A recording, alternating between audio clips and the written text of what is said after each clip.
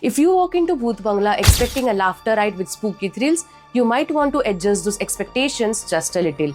Because what you get here is a film that tries very hard but rarely lands where it aims. इतना बड़ा महल छोड़ के जाऊं, पागल नहीं हूं मैं। लौट जाओ और मेरे कपड़े लेके आओ। और उसके बाद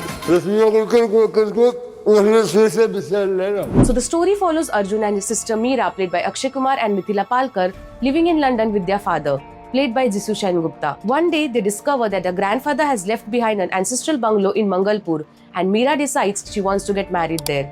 Arjun comes to India to oversee the preparations, but as days pass, he realizes that this grand old mansion holds more than just family memories. It hides something far more unsettling. In Mangalpur, there's this weird long-standing fear that no one dares to marry because of a demon named Vadusur, who is said to abduct and kill brides.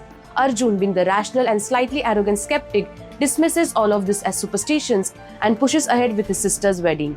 Along with the Haveli's quirky caretaker Shantaram, played by Asrani, he brings in a wedding planner Jaggi, played by Paresh Rawal, and Jaggi's nephew, played by Rajpal Yadav.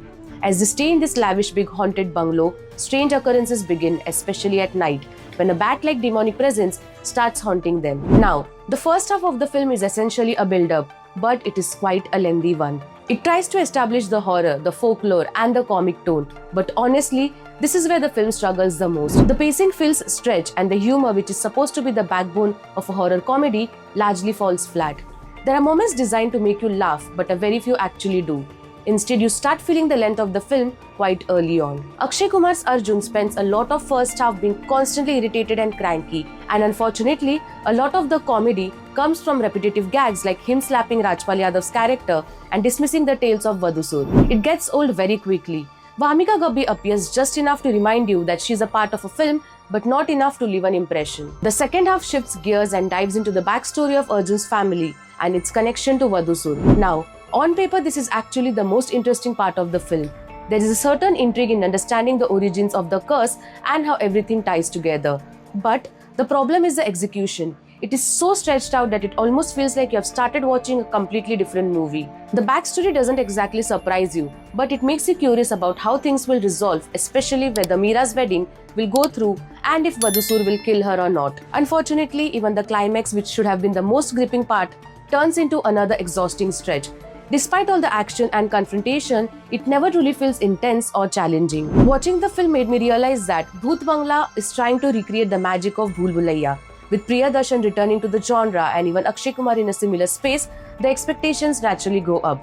But instead of evoking nostalgia, Bhoot Bangla actually makes you miss Bhool Bhulaiya even more, because it reminds you how tightly written, engaging, and memorable that film was. And then there's the runtime. Almost 3 hours. That's a big ask, especially when the jokes don't consistently land and horror doesn't genuinely scare you. You start feeling every minute of it. Performance-wise, Akshay Kumar tries his best to hold the film together. He has his moments, but there's only so much he can do with a script that doesn't fully support him. The rest of the cast feels stuck in a familiar repetitive zones, and no one really leaves a lasting impact. One of the biggest disappointments for me here was that the film does not give you any truly memorable comedic scenes or dialogues, the kind that makes Priyadarshan films iconic. You don't walk out quoting anything, and that says a lot for a film in this genre. In the end, Bhoot Bangla is a film that had all the ingredients for an entertaining horror comedy, but the execution lets you down. It feels stretched, inconsistent, outdated, and often exhausting rather than engaging. For me, this is one of the films that you watch hoping it gets better as it goes along, but it never quite reaches that point. And that is what makes it more disappointing than outright bad. So if you are a fan of the genre, you might still find a very few moments decent, but overall, Bhoot Bangla doesn't quite deliver the magic it promises.